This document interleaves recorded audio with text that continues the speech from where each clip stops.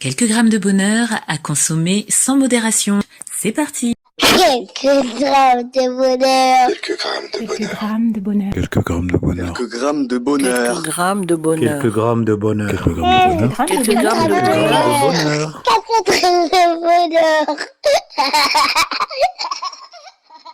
Bonsoir, quelle que soit l'heure, bienvenue à tous. Aujourd'hui, nous sommes avec Moussa, 22 ans, qui est étudiant et qui réside à Paris. Bonjour Moussa. Bonjour, Comment vas-tu ? ça va et toi? Ça va très bien parce que c'est un plaisir et un honneur de te recevoir aujourd'hui dans le podcast. Tu es étudiant dans quel domaine ? Je suis étudiant en CESF, conseiller en économie sociale et familiale à l'IRTS de Montrouge. En quoi ça consiste exactement ? Parce que peut-être que tout le monde ne connaît pas.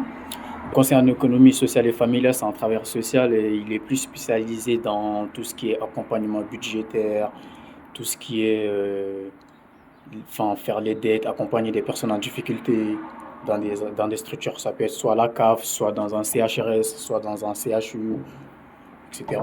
D'accord, donc est-ce qu'on peut qualifier les CESF, comme tu dis, de travailleurs sociaux ? Oui, c'est des travailleurs sociaux, oui. Ah, d'accord, c'est intéressant. On ne connaît pas vraiment, on connaît plus les assistants sociaux, les éducateurs spécialisés. On en a eu beaucoup d'ailleurs dans le podcast. Mais là, on découvre avec toi, merci. Oui, de rien, il y a des Et comment t'es venue cette vocation ? Est-ce que c'est une vocation d'ailleurs ? Non, c'était pas vraiment une vocation parce que moi j'ai fait des études scientifiques. J'ai fait un bac STEDD, sciences technologies de l'ingénieur et du développement durable. Après, j'ai fait une classe préparatoire. Et juste après, je me suis pas vraiment trouvé en prépa. Du coup, j'ai commencé à envisager une réorientation. Et comme j'avais un ami qui était hébergé avec sa famille dans un CHRS, Qu'est-ce qu'un CHRS ? un CHRS, c'est un centre d'hébergement et de réinsertion sociale. D'accord. C'est-à-dire, ils hébergent des personnes qui n'ont pas de lieu d'habitat Mhm. et ils les accompagnent au quotidien pour essayer de régulariser un peu leur situation. Et du coup, mon ami et sa famille ils étaient hébergés dans un CHRS. Et moi, comme de temps en temps, j'allais voir mon ami et parler un peu avec lui. Et c'est là que j'ai rencontré des travailleurs sociaux, j'ai échangé avec eux. Et c'est de là est né mon envie de faire du social. Et je me suis inscrit sans forcément savoir ce que c'était le CSF. Je me suis inscrit en CSF et jusqu'à aujourd'hui, ça me plaît. Je suis en 3e année. C'est ma dernière année de licence là. Et ça me plaît. Waouh, c'est un beau parcours et c'est intéressant de voir comment peut naître le désir d'aller sur une voie ou une autre. Merci pour ça. Et du coup, est-ce que le bonheur que tu vas partager avec nous concerne cette voie que tu as empruntée ou pas du tout ? Non, pas du tout. Ce bonheur-là, ça n'a rien à voir avec cette voie. Enfin, j'avais déjà le bonheur que je vais vous partager, mais c'est pas du tout ça. Alors, j'ai hâte de t'entendre. En fait, mon bonheur à moi, c'est ma rencontre avec ma future femme, Alicia.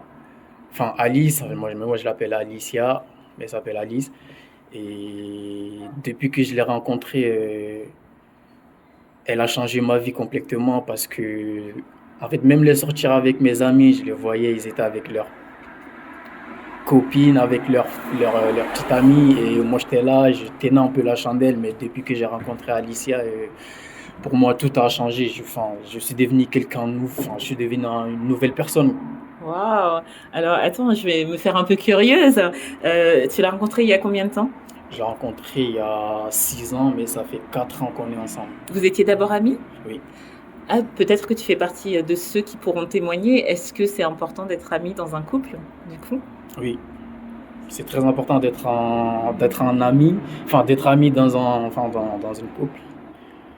Parce que moi, Alicia et moi, j'aurais jamais imaginé qu'on se serait mis ensemble. Mais ça s'est fait naturellement parce qu'on se voyait pratiquement tout le temps, on rigolait, on se parlait chaque soir sur Snap, sur Instagram.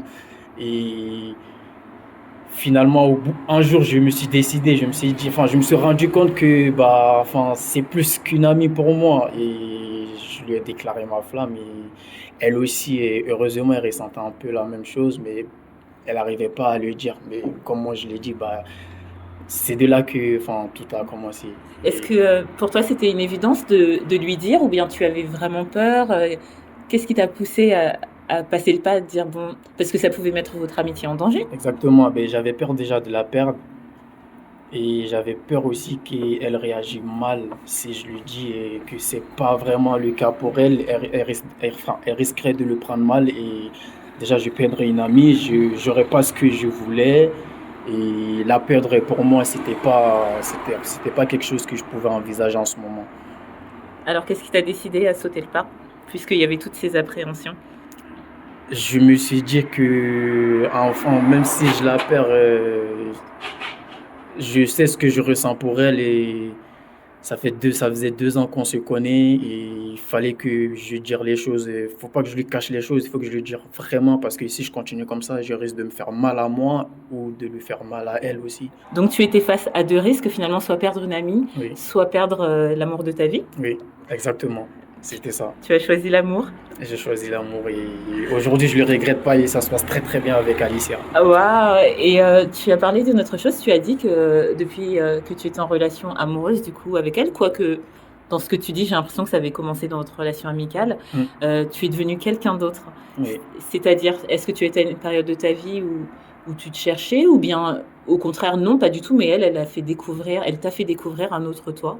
En fait, elle m'a fait découvrir un autre moi parce que moi j'étais déjà quelqu'un qui j'aimais pas trop parler aux meufs ou aux femmes et Alicia en fait je l'ai rencontrée par le biais d'une amie et j'étais quelqu'un de très isolé, j'aimais pas trop parler parce que pour moi j'ai cherché encore la bonne personne et pour moi mais Alicia dès que je l'ai rencontrée j'ai su directement que enfin c'était elle et elle m'a vraiment changé elle m'a vraiment changé.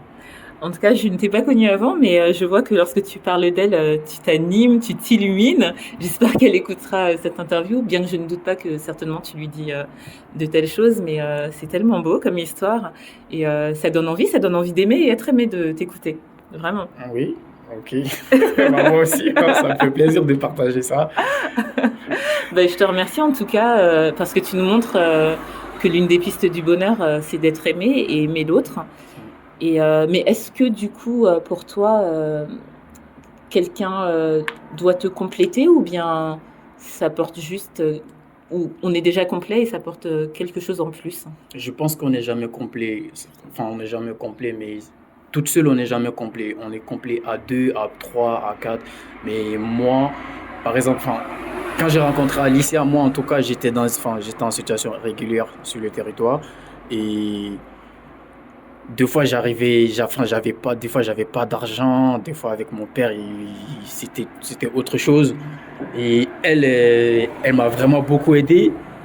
Déjà, en tant qu'amie, elle m'a vraiment beaucoup aidé. Et je pense que c'est de là que je me suis rendu compte, il faut vraiment que... Enfin, j'ai commencé à sentir quelque chose pour elle. Et depuis que je lui ai rencontré ça, de- elle m'a beaucoup aidé, en tout cas, quand j'étais dans en situation irrégulière, que d'autres l'ont pas fait. Et je suis très reconnaissant pour ça. Et c'est pour ça, pour moi, c'est vraiment elle avec qui je pense passer ma vie jusqu'à la fin, quoi. Enfin, Ce que j'entends derrière ce que tu dis, c'est que c'est quelqu'un finalement qui t'a pris comme tu étais, exactement. pas par intérêt ni rien, mais juste pour qui Exactement. tu es. C'est ça, c'est ça. Waouh, c'est très très beau ton histoire. Je te remercie en tout cas de l'avoir partagée avec nous. Mais de rien. Je suis sûre qu'elle inspirera grand monde, à commencer par moi, donc merci encore. Et écoute, que te souhaiter sinon de continuer d'être heureux encore et encore chaque jour avec elle, de vous renouveler chaque jour, de faire comme si chaque jour était le premier. À ce qui paraît, c'est l'un des secrets du bonheur en couple, hein. Ouais, exactement. Et je vous souhaite vraiment de beaux projets ensemble et de continuer de vous aimer, de vous découvrir chaque jour. Et surtout, si tu as une autre histoire à nous conter, tu reviens, ce sera avec un grand plaisir que je te recevrai à nouveau. Ok, merci beaucoup à toi et c'était un plaisir aussi de vous raconter cette histoire, de te raconter cette histoire. Je t'en prie. Et ben, écoute, je te dis à très vite. Merci beaucoup, à très vite. Et n'oubliez pas, vous autres, le bonheur aussi léger soit-il n'est jamais loin, alors sachez le voir, vous en saisir et l'apprécier. À bientôt. Quelques grammes de bonheur. Quelques grammes de Quelques bonheur. grammes de bonheur. Quelques grammes de bonheur. Quelques grammes de bonheur. Quelques grammes de bonheur. Quelques grammes de bonheur. Quelques grammes de bonheur. Quelques grammes de Quelques grammes bonheur. de bonheur. 4 grammes de bonheur. Également envie de donner un peu de bonheur en partageant le vôtre? N'hésitez pas à me contacter au 07 52 98 36 92 ou alors sur l'adresse mail quelquesgrammesdebonheur@gmail.com. À très vite.